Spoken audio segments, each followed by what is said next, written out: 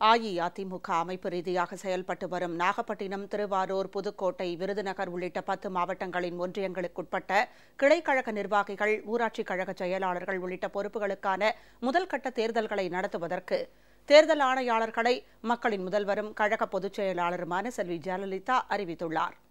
அனைத்திந்திய அண்ணா திராவிட முன்னேற்றக் கழக பொதுச் செயலாளரும் மக்களின் முதல்வருமான செல்வி ஜெயலலிதா வெளியிட்டுள்ள முக்கிய அறிவிப்பில்,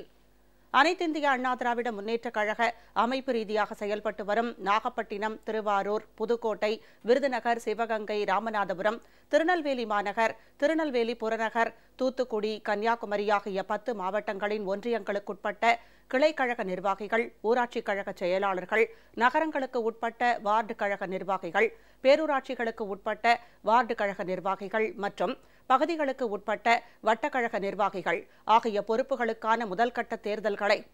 வருகின்ற 11ஆம் தேதி வியாழக்கிழமை முதல் 15ஆம் தேதி திங்கட்கிழமை வரை நடத்திடும் வகையில் ஒன்றிய, நகர, பேரூராட்சி மற்றும் பகுதிகளுக்கான தேர்தல் ஆணையாளர்கள் நியமிக்கப்படுகிறார்கள் என்று தெரிவித்துள்ளார். அதேபோல் இந்த 10 மாவட்டங்களுக்குட்பட்ட ஒன்றிய கழக நிர்வாகிகள், நகர கழக நிர்வாகிகள், பேரூராட்சி கழக நிர்வாகிகள் மற்றும் பகுதிக் கழக நிர்வாகிகள் ஆகிய பொறுப்புகளுக்கும் வரும் பிப்ரவரி மாதம் 13ஆம் தேதி முதல் 15ஆம் தேதி வரை நடைபெறவுள்ள 6ஆம் கட்ட தேர்தல்களையும் தற்போது அறிவிக்கப்பட்டுள்ள தேர்தல் ஆணையாளர்களே நடத்துவார்கள் என்று அறிவித்துள்ள மக்களின் முதல்வர் செல்வி ஜெயலலிதா,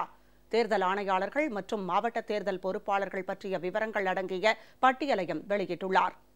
கழக அமைப்பு தேர்தல்கள் சுமூகமாக நடைபெறும் வகையில் மண்டல தேர்தல் பொறுப்பாளர்கள், மாவட்ட தேர்தல் பொறுப்பாளர்கள் மற்றும் தேர்தல் ஆணையாளர்களுக்கு கழக உடன்பிறப்புகள் முழு ஒத்துழைப்பு நல்கிட வேண்டும் எனவும் கழக பொதுச் செயலாளரும் மக்களின் முதல்வருமான செல்வி ஜெயலலிதா கேட்டுக் கொண்டுள்ளார்.